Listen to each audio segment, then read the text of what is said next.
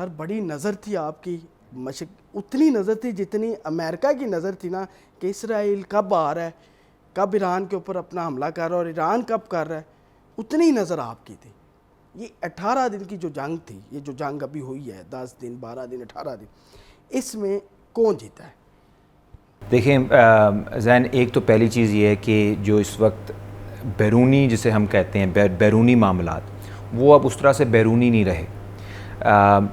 پہلے ہم بات کرتے تھے کہ جی غزہ میں کچھ ہو رہا ہے، پھر شام میں ہوا، لیبیا میں ہوا، لبنان میں ہوا، کرتے کرتے اب ایران قطر تک بات آ گئی ہے، ہمارے بارڈر تک بات آ گئی ہے۔ تو اس کے اوپر گہری نظر رکھنا کسی بھی دانشور کیا کسی بھی شہری کسی بھی انسان کی، پاکستانی کی ذمہ داری ہے۔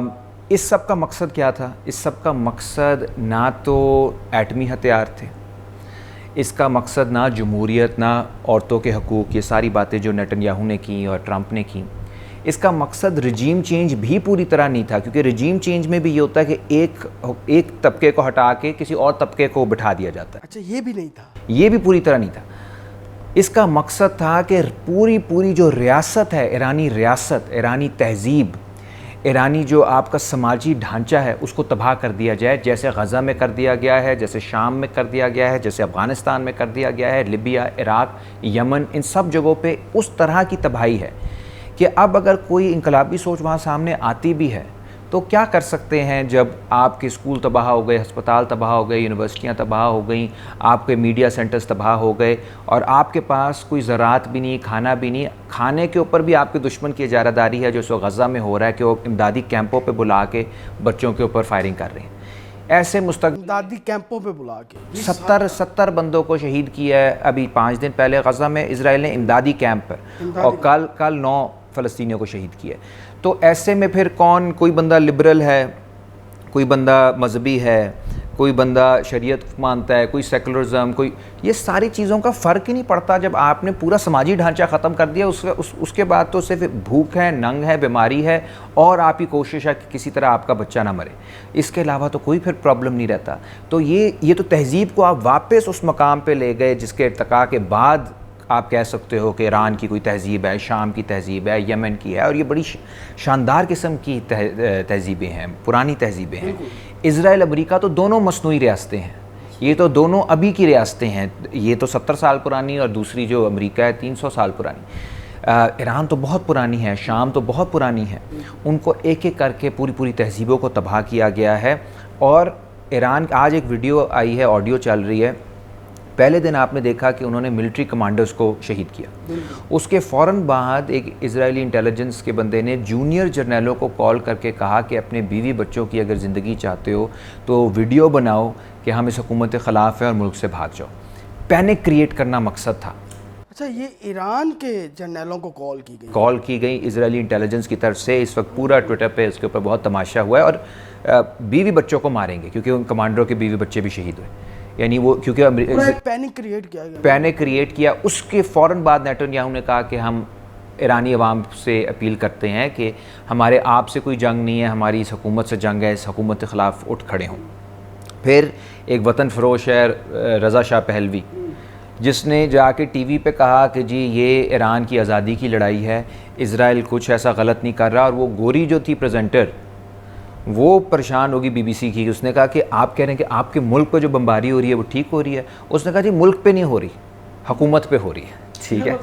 تو اس کا اس طرح کے جو ظالم ہوتے ہیں ان کی خواہش ہوتی ہے کہ چاہے کھنڈرات ہی مل جائے، کھنڈرات کے اوپر حکمرانی، کھنڈرات کے اوپر حکمرانی کر لوں گا، بس ایسا نہیں، باہر نہیں رہا جا سکتا۔ یہ لوگ تھے جن کو مسلط کیا جا رہا تھا اس خطے کے اوپر۔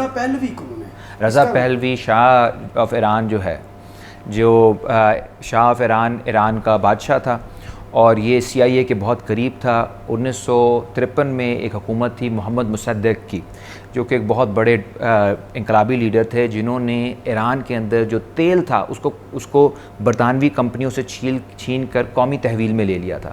اس کے خلاف CIA نے جو پہلا کہیں پہ بھی دنیا میں رجیم چینج آپریشن کرایا، کو کروایا، وہ رضا پہلوی کے والد صاحب کے حق میں مصدق کی حکومت کے خلاف CIA نے 53 میں کروایا، اور اس کے بعد پھر شاہ کو بٹھا دیا۔ شاہ نے ایک بہت ہی خوفناک قسم کی ایک انٹیلیجنس ایجنسی بنائی ساوک کے نام سے، اور پھر پورے 50 60 70 کی دہائی میں چاہے لیفٹ کے ہو رائٹ کے ہو کوئی بھی بندہ ہو جو اسے خلاف بولتا تھا بدترین ٹارچر کرتے تھے.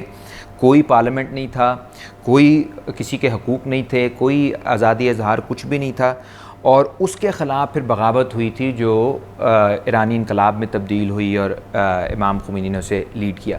تو جس شخص کو واپس لے کر آنا چاہ رہے ہیں, اس کے بیٹے کو جو سخت شہزادہ تھا, وہ کوئی جمہوریت کا علمبردار تو نہیں تھا, وہ تو ظالم نظام کا نمائندہ تھا جس کے اسرائیل سے بھی اچھے تعلقات تھے, امریکہ سے بھی اچھے تعلقات تھے, دیگر بھی جو بھی بری ریاست تھی خطے میں. ساؤتھ افریقہ اس زمانے میں آپ کو پتہ, جنوبی افریقہ اپارتھائڈ تھا, نیلسن منڈیلا جیل میں تھا, اور جو ایران تھا اس حکومت سے جس نے نیلسن منڈیلا کو جیل میں رکھا ہوا تھا, شاہ کے اس سے بہت اچھے تعلقات تھے.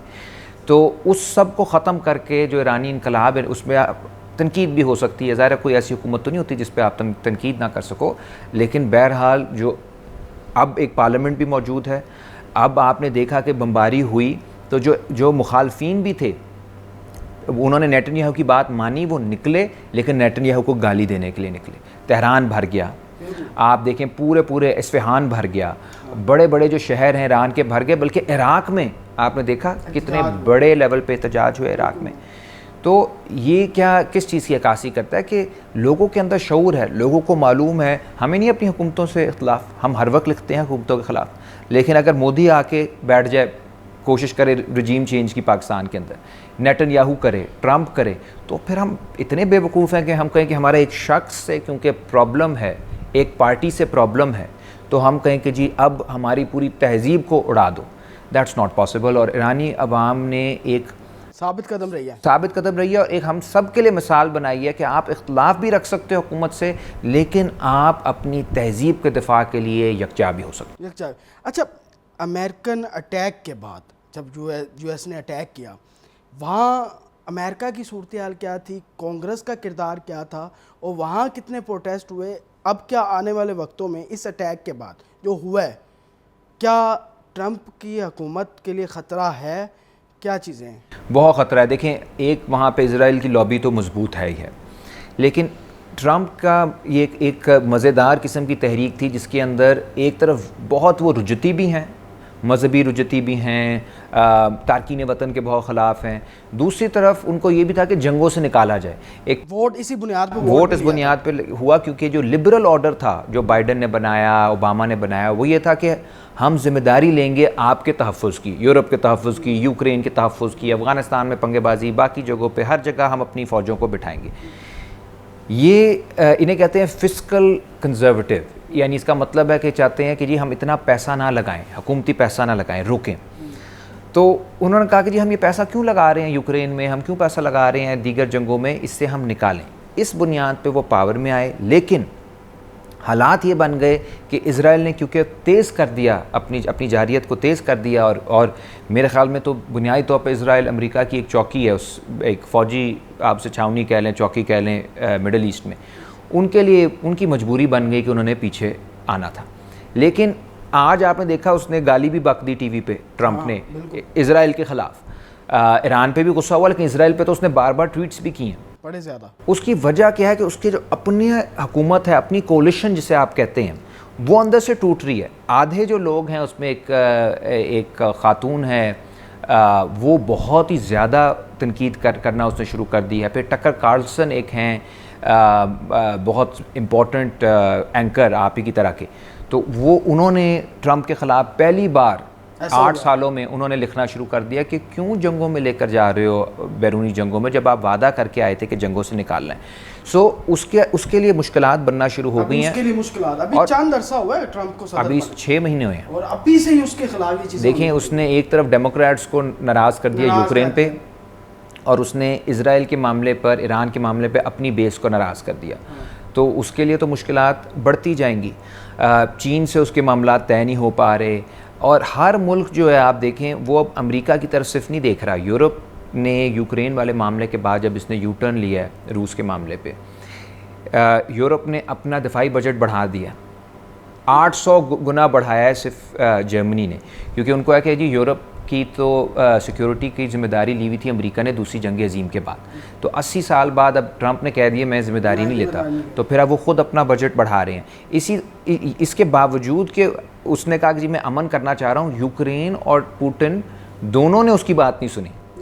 اب اسرائیل ایران نہیں اس کی بات سن رہے. ٹھیک ہے, پاکستان آپ دیکھیں, پاکستان دونوں طرف کھیل رہا ہے, نوبل پرائز بھی نومینیٹ کر رہے ہیں اور اس کی مذمت بھی کر رہے ہیں. قطر نے ایران کی مذمت بھی کی اور اس ساری مذاکرات کرنے میں بھی کلیدی کردار ادا کیا. ہر ملک جو ہے وہ اب ایک پیر امریکہ سے باہر رکھ رہا ہے. تو امریکہ ایک ہو کر کھیل زوال پذیر ایک سامراج ہے, اور دنیا زوال پذیر ہو رہا ہے امریکہ, زوال پذیر ہے نا.